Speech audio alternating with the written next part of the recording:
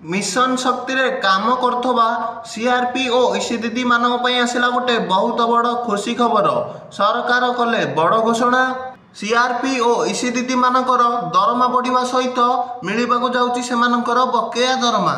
कौन रही संपूर्ण खबरटी जानापी भिडियोटी को शेष पर्यंत देखु। एबे एबे आसीगला गोटे बहुत बड़ खुशी खबर। मिशन शक्ति रे कार्यरत थिबा सीआरपी और ईसीदीदी मानक पई आसिला गोटे बहुत बड़ खुशी खबर।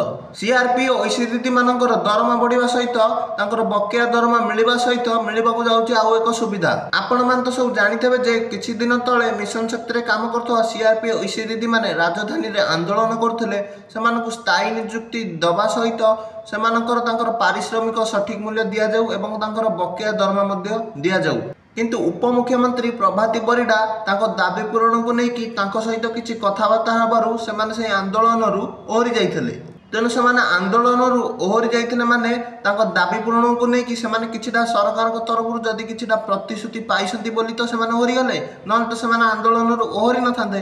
तेणु एतु जना पड़ुछि जे बहुत शीघ्र मिशन शक्ति रे कार्यरत थिबा सीआरपी और ईसीदीदी मानकर दरमारे वृद्धि होबाकु जाउछि एवं सेमानकर बकेया दरमा मध्ये मिलिबाकु जाउछि। तेबे विशेष सूत्ररु मिलुथबा सूचना अनुसार खूब शीघ्र सीआरपी और ईसीदीदी मानकर दरमा बढ़िबा सह सेमानकु स्थायी नियुक्ति मध्ये मिलिबो एवं सेमानकर बकेया दरमा मध्ये मिलिबाकु जाउछि। एहा थिला आजिर खबरटी। भिडियोटी भल लागिले भिडियोटी को लाइक चैनल को सब्सक्राइब टे करि दियंतु।